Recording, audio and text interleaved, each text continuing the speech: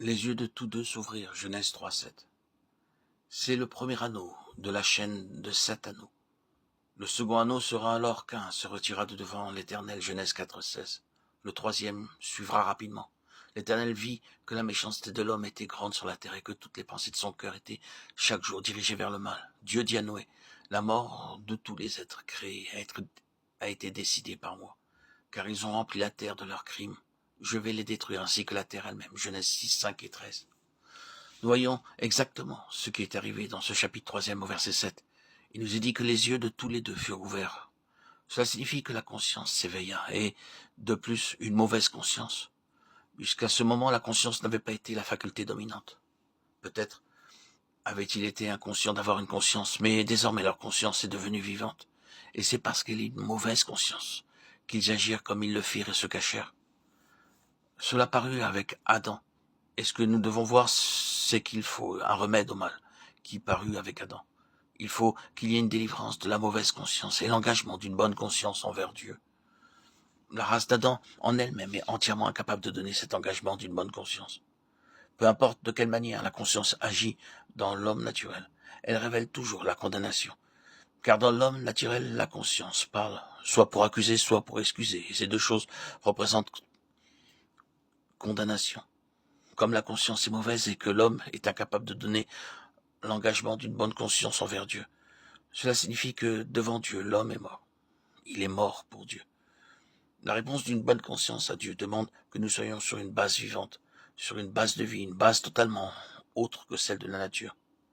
Aussi voyons-nous dans 1 Pierre 2, 3, 21 l'engagement d'une bonne conscience envers Dieu par la résurrection de Jésus d'entre les morts.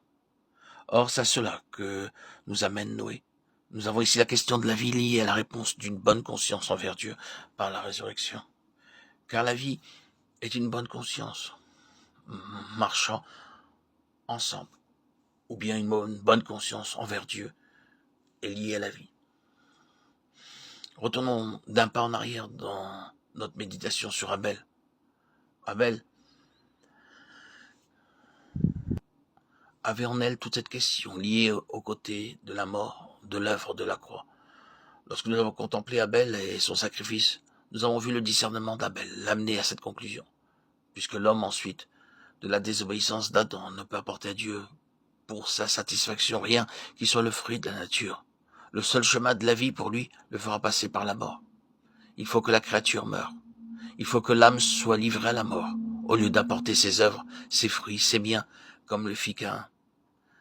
C'est ainsi qu'Abel représente le côté mort de la croix, celui où l'âme est livrée à la mort. Or, tandis que nous trouvons un état de mort universel lorsque nous arrivons à Noé et que la mort est très largement en vue, c'est cependant le côté positif qui gouverne avec Noé. Il est très important que nous reconnaissions cela. Ce n'est pas le côté mort qui est suprême avec Noé, malgré son triomphe universel. C'est le côté vie qui gouverne avec Noé, le côté positif. C'est-à-dire la résurrection, la vie.